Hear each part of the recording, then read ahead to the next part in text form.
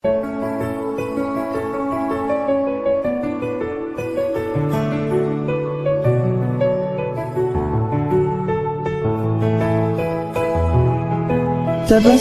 للحياة تساءل قل أين الطريق لا تحزن تفاءل هو الله يرضيك.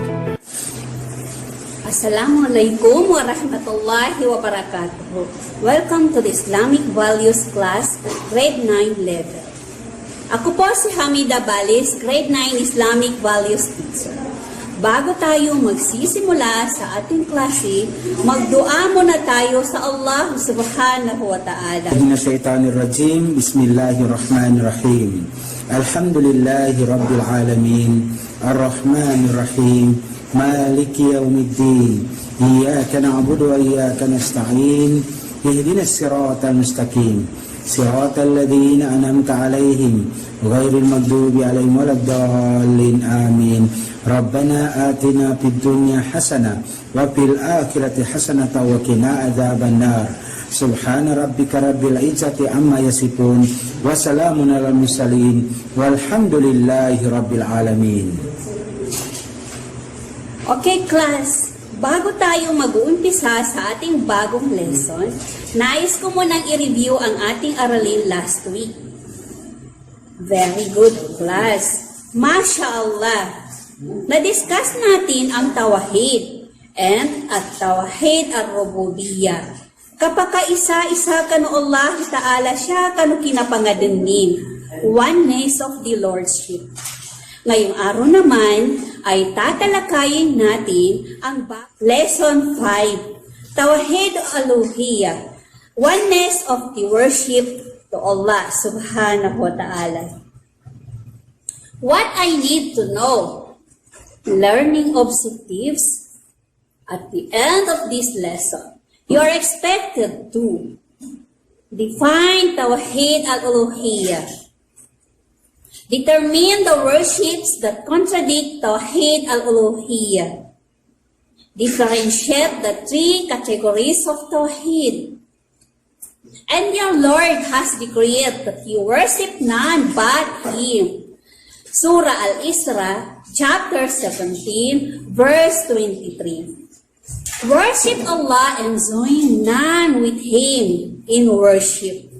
Surah An-Nisa, chapter 4, verse 36. This category of Tawhid emphasizes the oneness of Allah in terms of worshiping in all aspects, devoting all kinds of worships, inward and outward, in words and actions, that Allah should be worshipped alone. What I need to know. Pretest Lesson 5. Pagsusulit. Sagutin natin ang mga sumusunod na katanungan. Directions. Write sah if you think the statement is true. And khata if the statement is false. Write your answer in your activity notebook. Allah is above. The heavens rest over the throne and separate from His creatures. Allah is with us in person. Tawhid al-Uluhiyyah means we should worship Allah alone. Allah has sent the messengers so that they call people to worship Allah and His creations. Islam means submission to Allah with Tawheed. Directions. Read the statement carefully and choose the answer that best describes the statements. Write your answer in your activity notebook. Number 1. What is the meaning of Tawheed? A. Tawheed means belief in one God and asserting oneness of God. B. Tawheed means belief in many gods. C. Tawheed is worshiping gods in all forms. The number 2 questions. How many categories can Tawheed divided into? A. 1 category. B. 2 categories. And C. 3 categories. Number 3 questions. Maintaining the unity of Allah names and attributes. A. Tawheed al-Uluhiyyah. B. Tawheed al-Asma'i was-Sifat. And C. Tawheed al-Rububiyyah. Number 4 questions. Maintaining the unity of Lordship. A. Tawheed al-Asma'i was-Sifat. B. Tawheed al-Rububiyyah. C. None of the above. The number 5 questions. Maintaining the unity of Allah in worship. A. Tawheed al-Asma'i was-Sifat. B. Tawheed al-Rububiyyah. And C. Tawheed al-Uluhiyyah. What's in? Directions. Answers the following questions. Write your answer on your activity notebook. Number 1. What is Tawheed al-Asma'i was-Sifat? Number 2. What does al-Muhaymin means? Number 3. Ar-Rahman is one of Allah's Asma'ul Husna, which means. Number 4, give one aspect of Tawheed al-Asma'i was-Sifat. And the last, number 5, 10, give at least 6 names and attributes of Allah subhanahu wa ta'ala. What's E? Tawheed al-Uluhiyyah. Maintaining the unity of worship.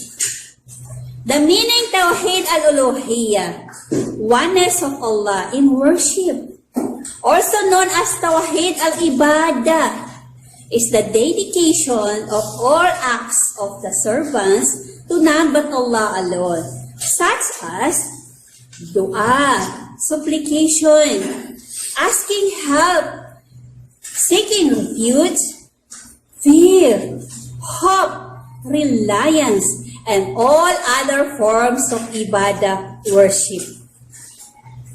Ibadah, worship, means total obedience. It is a comprehensive word and comprising deeds and words that Allah loves and is pleased with, whether manifested or hidden. In the Quran, Allah tells the Prophet to say to the pagans. Allah said in the Quran, "Qul man yarzuqukum minas samai wal ardi amma yamliku sam'al wal absara wa may yukhrijul hayya minal mayyiti wa yukhrijul mayyita minal hayyi wa may yudabbirul amra." Fasayakuluna Allah. Surah Yunus, verse 31. Say, who is it that gives you sustenance from the sky and earth? Who governs sights and hearing? And who brings forth life from dead matter, and death from the living, and plans the affairs of man? They will all say, Allah. Quran chapter 10, verse 31. Allah also says, وَلَئِنْ سَأَلْتَهُمْ مَنْ نَزَّلَ مِنَ السَّمَاءِ مَاءً فَأَحْيَا بِهِ الْأَرْضَ مِنْ بَعْدِ مَوْتِهَا لَيَقُولُونَ اللَّهَ. Verse 23. And if indeed you ask them, Who it is that sends down water from the sky, bringing the earth to life after its death? They would certainly say, Allah. Quran chapter 29 verse 63. وَمَا يُؤْمِنُ أَكْثَرُهُمْ بِاللَّهِ إِلَّا وَهُمْ مُشْرِكُونَ. Verse 106. Most of them do not believe Allah except while joining partners to Him. Quran chapter 12 verse 106. Ma kana Ibrahim Yahudiyan wala Nasraniyan walakin kana hanifan musliman wa ma kana minal mushrikin. Verse 67. Surat Al-Imran. Abraham was not a Jew, nor was he a Christian, but he was a true Muslim and not among those who joined partners with Allah. Quran chapter 3 verse 67. Worshipping idols such as gods, Buddha, Jesus, trees, big rocks, and all kind of creations of Allah are truly major sins. Seeking help from creators that cannot be seen are also included, and also supplicating and praying to someone died, sins, angels, saints, and even the prophet are also sins. Allah said in the Quran, those on who you call besides Allah are all slaves like yourselves. Quran chapter 7 verse 194. Do you worship besides Allah that which cannot and does not help you at all or harm you? Quran chapter 21 verse 66. Hence, Tawheed al-Rububiyyah is definitely different to Tawheed al-Uluhiyyah. Tawheed al-Uluhiyyah emphasizes oneness of Allah in all acts of worship, worshiping Allah alone without associating Him partners, such as making dua, praying, fasting, and etc. should only be for Allah. While in Tawheed al-Rububiyyah, it emphasizes unity of Allah in His Lordship, the one God, the most powerful, and the King of the universe. What I have learned. Directions. Read the statements carefully and choose the answer that best describes that statement. Write the letter of your answer in your activity notebook. Number 1. What is the meaning of Tawheed? A. Tawheed means belief in one God and asserting oneness of God. B. Tawheed means belief in many gods. And C. Tawheed is worshiping gods in all forms. Number 2 questions. How many categories can Tawheed divide it into? 1 or A, 1 category. B, 2 categories. And C, 3 categories.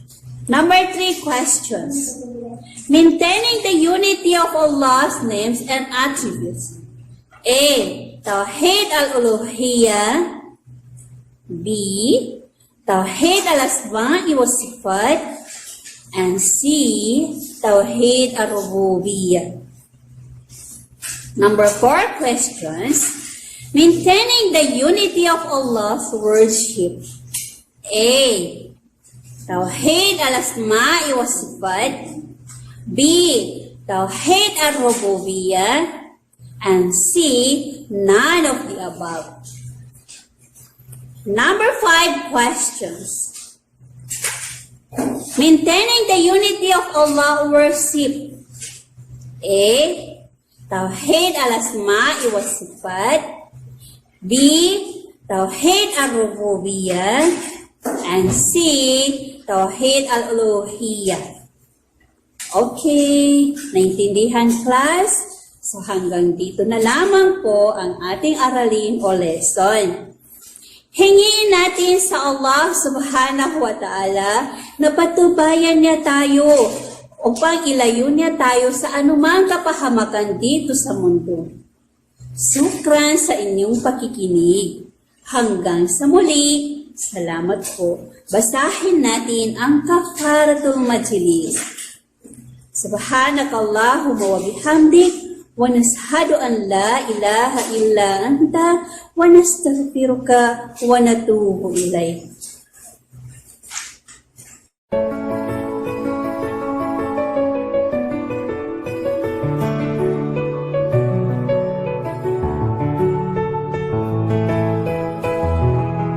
تبسم للحياة تساءل قل أين الطريق لا تحزن تفاءل هو الله يرضيك